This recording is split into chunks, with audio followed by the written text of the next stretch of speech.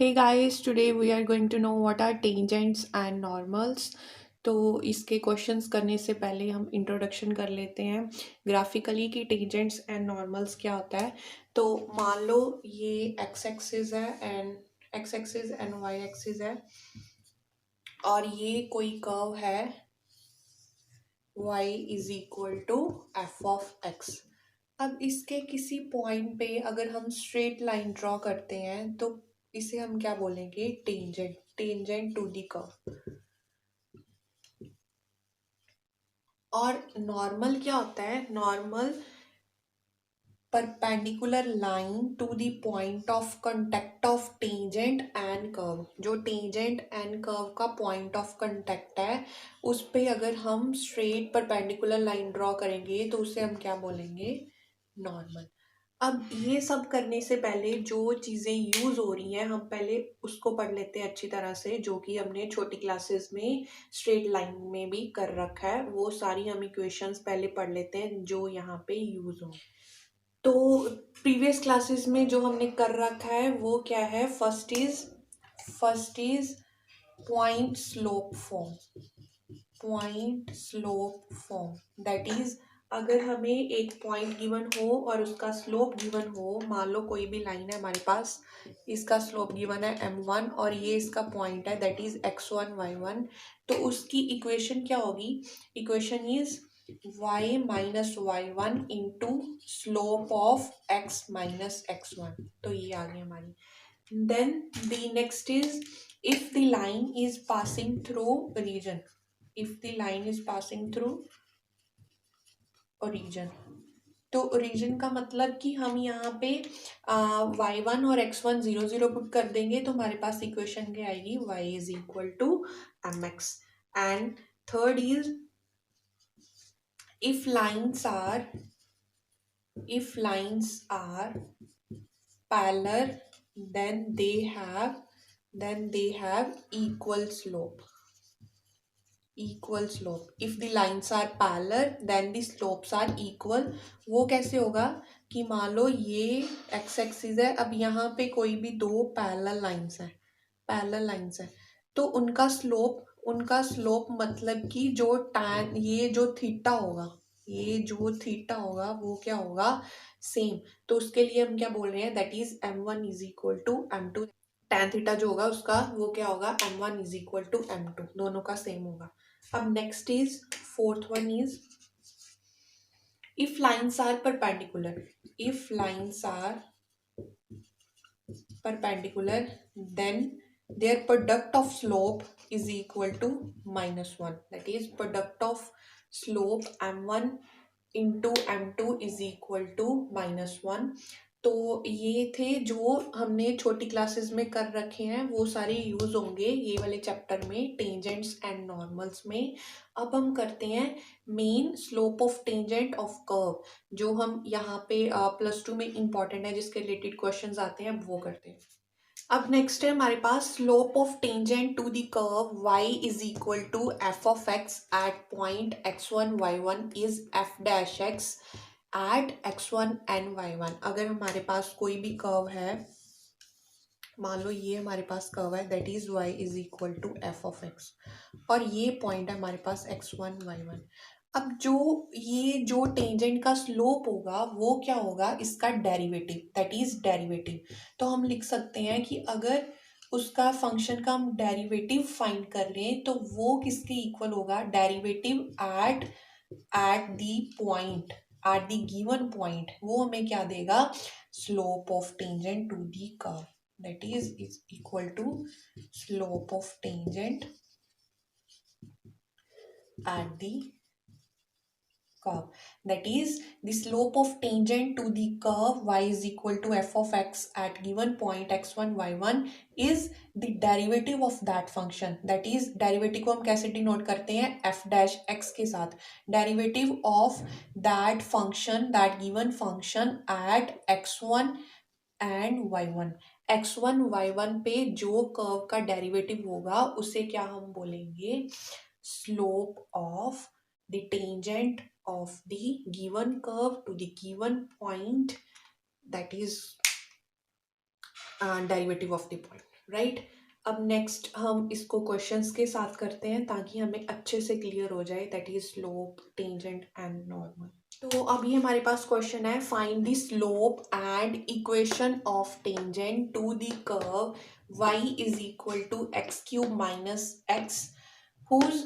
एक x हमारे पास पता है कि x क्या है, x इज इक्वल टू 2। तो मान लो ये कोई भी कर्व है, ये हमारे पास कोई भी कर्व है और यहाँ पे इसका टेंजेंट है, ये कर्व है हमारे पास x cube minus x, right. और इसका हमें एक्स कोऑर्डिनेट गिवन है, ये हमारे पास 2 है, ये हमें गिवन है। तो हमें क्या फाइंड करना है, the slope and equation of tangent, इसका स्लोप एंड इक्वेशन फाइंड करेंगे। तो उसके लिए पहले हमारे पास गिवन क्या है, y is equal to x cube minus x, therefore dy by d x is equal to 3x square minus 1। अब dy बाई डी एक्स हमें उस पॉइंट पे फाइंड करना है, दैट इज किस पॉइंट पे, at x is equal to 2। तो वो हमारे पास आ गया 3 of 2 square minus 1, that is 3 4 ज़ा 12 minus 1 is equal to 11।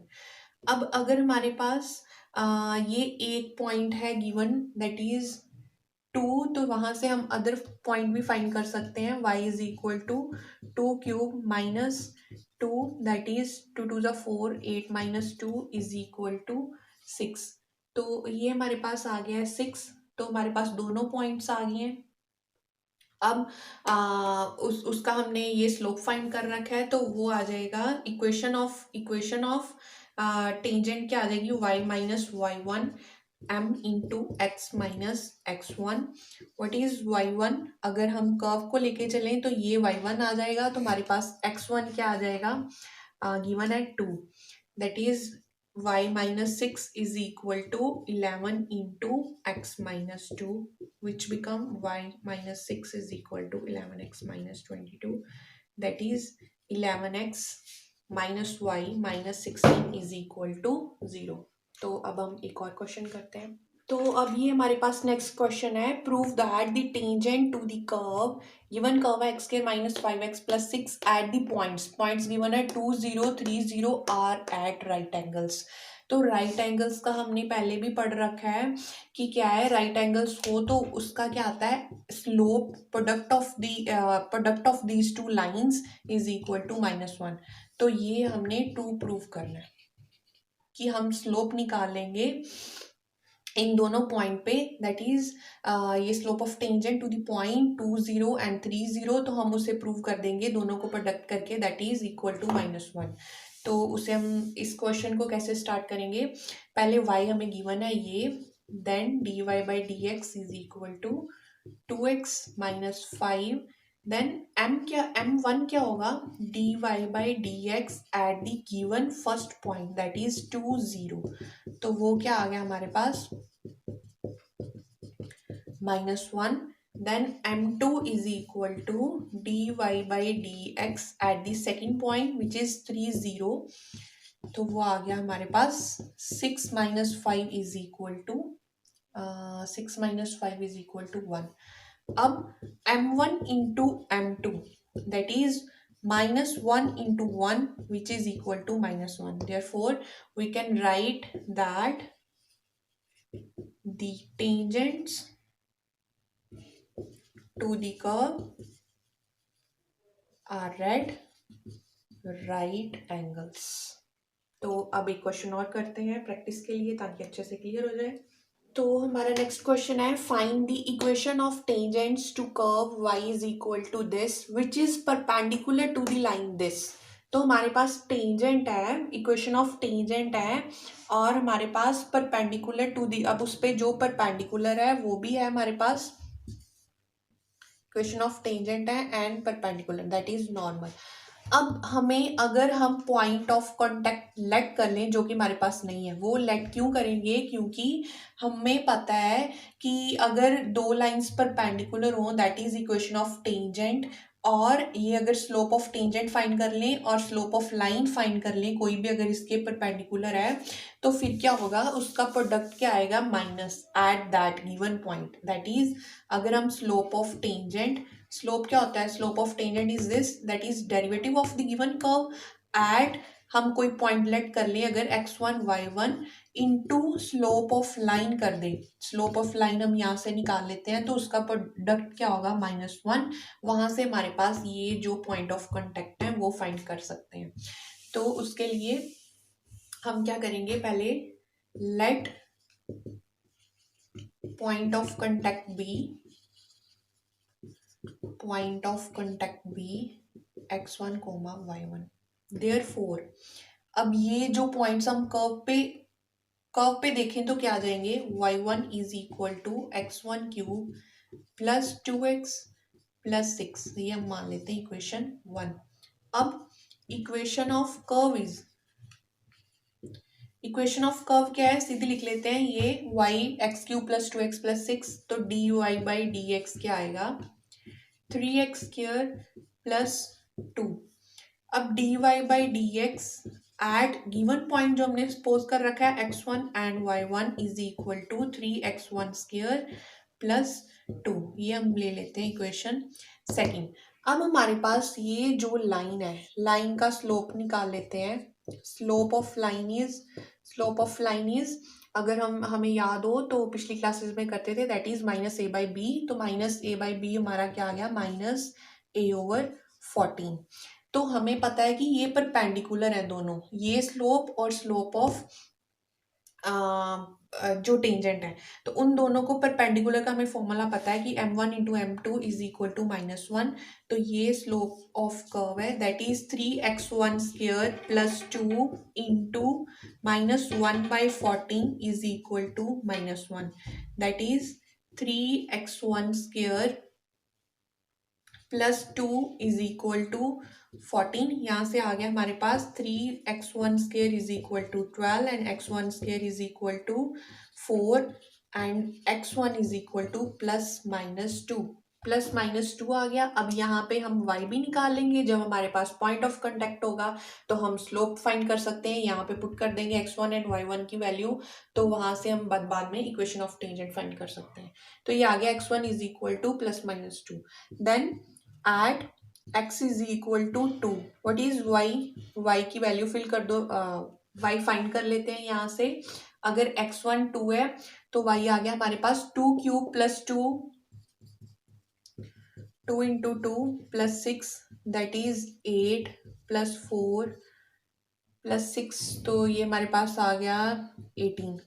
And at x is equal to -2, y is equal to -2 cube 2 into -2 plus 6, that is -8 -4 plus 6, तो ये आ गया हमारे पास कितना आ गया है? -6।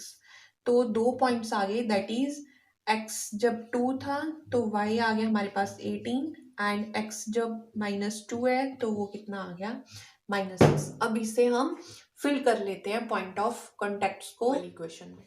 तो ये हमारे पास पॉइंट्स ऑफ कांटेक्ट आ गए हैं, दैट इज 2 18 एंड -2 -6। अब इसके बाद हम क्या करेंगे? यहाँ पे स्लोप फाइंड कर लेंगे, जो हमारे पास आ रखा था dy by dx is equal to at x1 y1 is equal to 3x1 square plus 2। तो उसको फाइंड कर लेते हैं, पहले फर्स्ट पॉइंट पे देन सेकंड पॉइंट पे, that is dy by dx 2 implies जो इक्वेशन 2 मान रखी थी, dy by dx at 2 and 18 is equal to 3 into 2 square plus 2, that is 12 plus 2 is equal to 14, and dy by dx at the point -2 and -6 is equal to 4, that is equal to 14। Now हमारे पास दो slope आ रखे हैं, इस point पे और इस point पे। अब हम इक्वेशन ऑफ टेंजेंट फाइंड कर लेंगे, दिस एंड दिस पॉइंट। तो equation of tangent at 2 and 18 is equal to y minus y1, that is 18, is equal to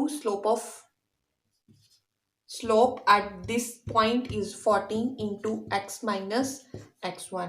तो हमारे पास आ गया y minus 18 is equal to 14x minus 21, which is equal to 14x minus y minus 10 is equal to 0। तो ये आ गई हमारे पास equation of tangent at 2 and 18। Similarly equation of tangent add. Next point is minus 2 minus 6 is equal to y minus minus 6 is equal to 14 into x minus of minus 12. That is y plus 6 is equal to 14 into x plus 12, which is equal to y plus 6 is equal to 14x. ये हमारे पास 2 है. That is 14x plus 28, and equation of line become 14x minus y plus 22 is equal to 0. तो हमारे पास equation of the tangents at the point this and this आ गया है. तो हम क्या और भी क्वेश्चन सॉल्व कर सकते हैं बुक से, वो भी सभी इसी के रिलेटेड है जो हमने पिछले क्लास में कर रखी हैं. Equation of normal, when they are perpendicular, parallel, इसी के रिलेटेड क्वेश्चन आएंगे तो वो हम सॉल्व कर सकते हैं.